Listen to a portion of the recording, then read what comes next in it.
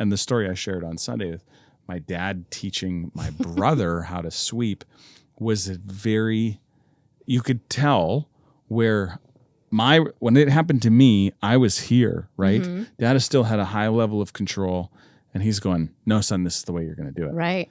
But my brother, he was in this spot. Yep. And so dad responded totally different and went, okay, I'm not going to tell you have to do it this way, but I'm going to execute on some influence. Yes. And let's think through this together was a totally different response. Yeah. Welcome to the Midweek Motivation Podcast, where we bring practical help for your faith and life. Here's today's episode. Hey guys, my name's Jess, and I am here with my friend Steve.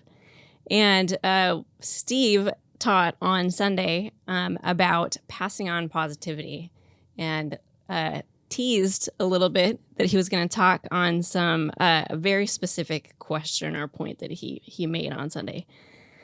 You made the point. You said, out of the Bible, I think it was, you said, our kids will ask. Yeah, and then I know that people kind of roll their eyes at that. They're like, well, like, is it my 17-year-old asking? Like, who is it? And there is, and I said on Sunday that there's so much you could talk about there. Yeah. Right?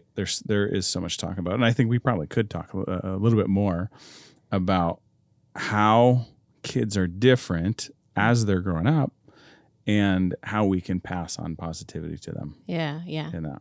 Well, and a quick note that popped into my head when we think about that, our kids will ask questions. And I think that you're going to point this out too, is that it depends how they ask. Depends on where they're at in their life, right? It does. and it depends on how you respond to them.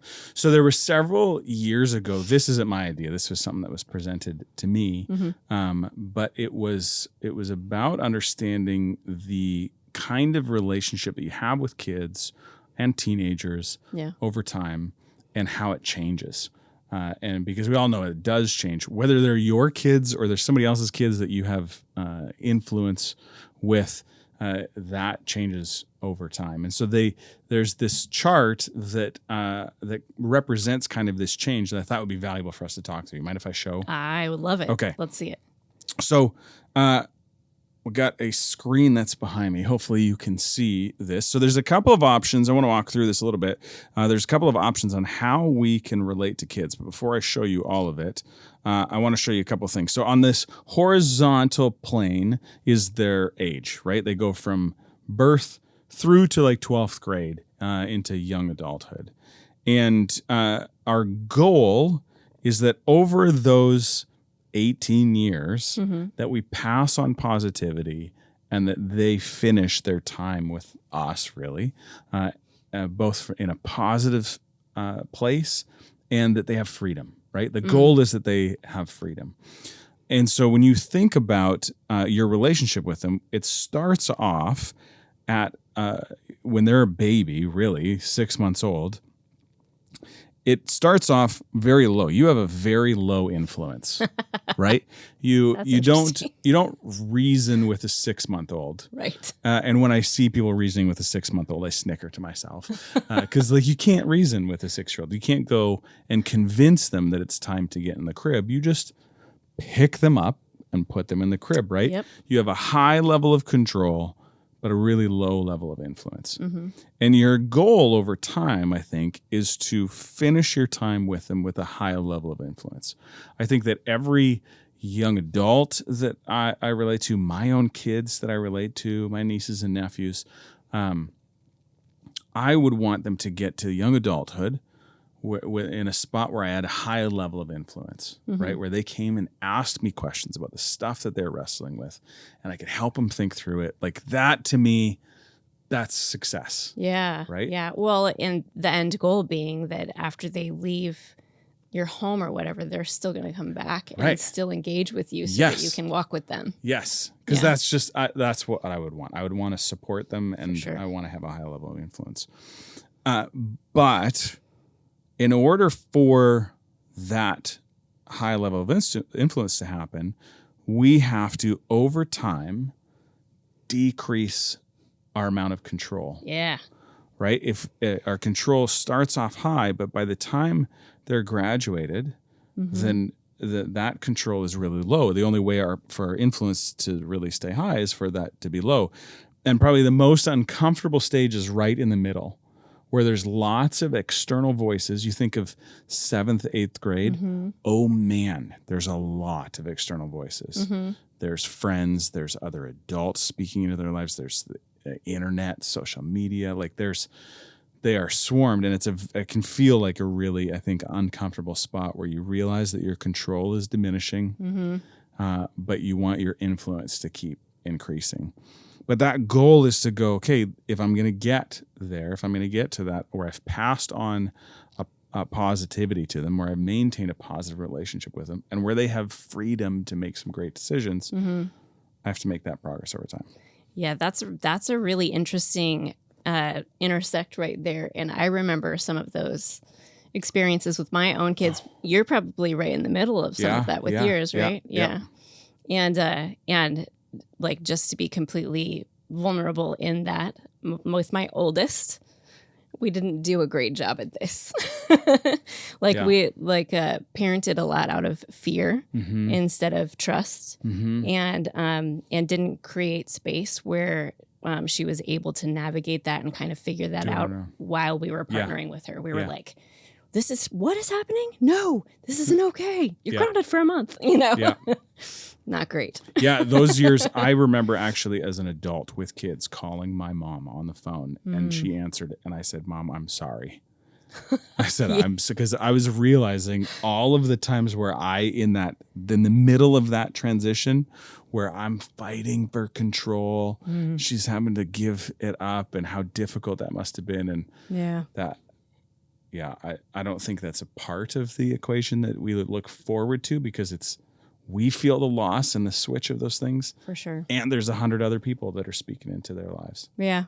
Hey, just jumping in right in the middle of this podcast episode to tell you about a resource that you need in your life. If you feel ever stuck in your faith, or if you feel like, I want to grow my faith, but I just don't quite know what the steps are, we got a resource for you called Sticky Faith in a Slippery World. I mean, this world is changing and it's crazy, and we all need something firm to stand on. And I wrote a book for you called Sticky Faith in a Slippery World. You can get your copy right now at the link in the description.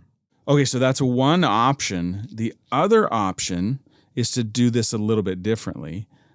It's the same kind of goals, lots of external voices, but if we take this and say, I'm going to maintain a high level of control, and I'm not going to let it diminish at all, but I'm going to hold on to it the whole time. Yep.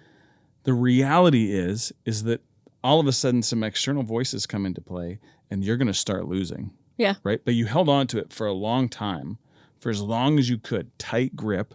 You held on to it, and all of a sudden it starts to drop, and you end out with a lower level of control. But the reality was that what happened to influence? Influence stayed low the entire time, right? Because you maintained high level of control. You said it's my way or the highway. Yep. You didn't have opportunities for the conversations to happen, and so your influence is low. And then it drops even more as they move into adolescence and into high school. Yeah. I think an interesting thing to note too is that control is going to go away regardless. Yeah. Yeah. So how can we create a place where our influence goes up? That's optional. And the reality is this goal isn't met, right? Like, no positivity. Right. You didn't hand off anything positive. Yep. The relationship with them, whether they were your kid or they were just somebody you had influence with, that there's no positivity there, or you've lost a lot of that. And they have freedom, but it's not freedom that that they stepped into. It's freedom that they ripped from you. And that's different. Yeah, it is. That's different. So when it comes to having, we're talking about passing positivity and passing on what we're learning and stories. I think that going back to this version of it, that right from the very beginning, you start to realize, okay, I have to constantly be lessening the amount of things that I have a tight grip on in order for influence, in order for me to say, let's think about how you handle this. And the story I shared on Sunday with my dad teaching my brother how to sweep was you could tell where when it happened to me, I was here, right? Mm-hmm. Dad has still had a high level of control, and he's going, no, son, this is the way you're going to do it. Right. But my brother, he was in this spot. Yep. And so dad responded totally different and went, okay, I'm not going to tell you have to do it this way, but I'm going to execute on some influence. Yes. And let's think through this together was a totally different response. Yeah. What you learn after you have a couple of kids. Yeah, no kidding. No kidding. But there is a lot of value in realizing that our job is to help teach them how to think. There's a proverb I was reading in Proverbs chapter 4 this morning that said that our job is to seek out wisdom, right? And our job, whether it's as parents or it's as people of influence in a next generation, is to help them discover wisdom and to gain wisdom. It's not for us to make every decision for them so that hopefully they'll just get it by obeying all of our rules. They'll just get it. It's to cultivate in them the ability to find wisdom for themselves eventually, right? Mm-hmm. You mentioned a couple of things in your when you taught on Sunday, and it seems like we can create a space where as we're letting go of control and creating influence, we can kind of mold that as it goes. Mm-hmm. Like you mentioned things like getting your kids around people and influences. Mm-hmm. So all of these external voices and stuff, we actually can help our kids find those things. Yeah, they're coming. Yeah. So you might as well stack the deck in your favor. Yeah. Plant some seeds a little earlier. Yes. Yeah. That's pretty awesome. Get some external voices in there. And tell the stories too of when I went through that. I tell my kids the stories of me gaining more control and convincing my mom that I could ride my bike down the 8 miles down the highway from our acreage out in the country to town, and she didn't have a reason to say no. And I said, she was telling me, no, I don't want you to do that. And I gave all the reasons why I thought it was fine. You know, I'm wearing a helmet. I know how to do this. I'll be safe. And I know the speeds and I know all this stuff. And then she said, well, and she paused and I said, do you have a reason to say no? And she went, no. I was like, I won. Oh my gosh. But she was maintaining influence by going, okay, I'm going to let you have some control here. Do I like it? No, she was not excited as my mother to send me down the side of a highway on a bicycle. But she was playing a longer game, right? She was going, I want to have influence over a longer period of time. And that was so beneficial. And I tell my kids that story as like an example of, I wasn't being defiant. I was reasoning. I was trying to figure out good reasons. And honestly, you're probably going to win some arguments with me if you thought it through ahead of time. Rather than this being a battle for control, I want it to be a battle for you gaining wisdom and me allowing you to make some decisions with a little bit of a safety net. Mm-hmm. That's incredible. Wow. So I think if I said it was positivity and freedom, I think that could be best summarized by wisdom. That I want them to have as much wisdom as, and I don't know that I had a lot of it when I was 20 years old. I've gained more over time, but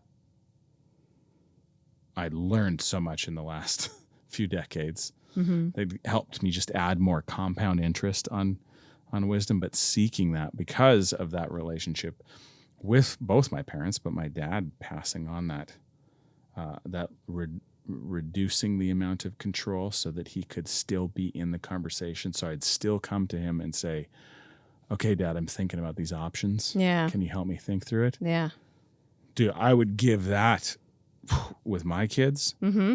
I would I would take them coming to me going, hey, I'm thinking through some options. Can you help me think through them? Way over me having to control them and lock them down. Yeah, I would say that would be the dream of every parent, but we don't always parent or influence in the way that allows for that space. But it means that you got to start letting go of things that you probably don't see the reason to let go of, unless you're looking at the bigger picture and saying, okay, maybe it's my mom letting me ride a bike, right? And her going, I don't really want to let go of this control, but maybe I should for the sake of. Feels risky. Yeah. We have to be willing to take risk. And honestly to go, okay, well, what decisions can I, you're in third grade. Yeah. What are your options? Let's think about your options.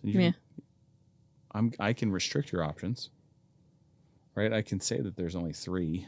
You get to pick from these 3. How many times do we do that with a 5-year-old? You can wear whatever you want to school tomorrow, as long as it's one of these 2 outfits. Yeah. But you get a choice. Kind of picking your battles. When my kids were young, one of the battles that I chose not to fight was, can I color my hair? At 11 or 13, I was like, that's a very temporary thing. I don't care. Yeah. Go ahead. Go for it. Yeah. I'd color it for them, and it would be a bonding moment for me and my kids. It was fun. So yeah, because you were saying, here, I'm gonna release some control so that hopefully I can have more influence. More influence later. Yeah. So when it comes to your kids coming to you and say you've done really well and you're now between the 7th and the 12th grade and your kids come, or I guess the question is, how do you make space for your kids to come and have those conversations with you? You set, as this is changing, you set that as the norm as early as possible. What does that look like? You start talking about, you start giving options when you don't think that there's options are necessary. Oh, okay. Because you want that to be the thing that they're used to, right? Is thinking through options. So when it comes to what sport they're going to play, or that was just my wife. When it comes to what sport they're going to play, or maybe what classes they're engaging in, throw out alternative ideas. Throw out options. Wow, that's. You think about what are the options and what can they, and how let them think through it. Yeah. Understanding that you're like, I know that I've got top priorities and things that I wish that you would pick or I think are better, but let's talk about what they are and then be okay with them picking something that isn't perfect in your mind. That's an interesting perspective. So you're widening a window for them by creating space for these conversations that they might not even be considering, which automatically sets up space for them to know that you're going to widen a window for them if they come to you. That's pretty cool. Because you're trying to create more opportunities for increased influence without it being because I have control. Yeah. But for them, for their benefit, they see that. Yeah. Well, their benefit because they're getting freedom and positivity and wisdom at the end. Yeah. And you're getting a relationship maintained with your kids. Yeah.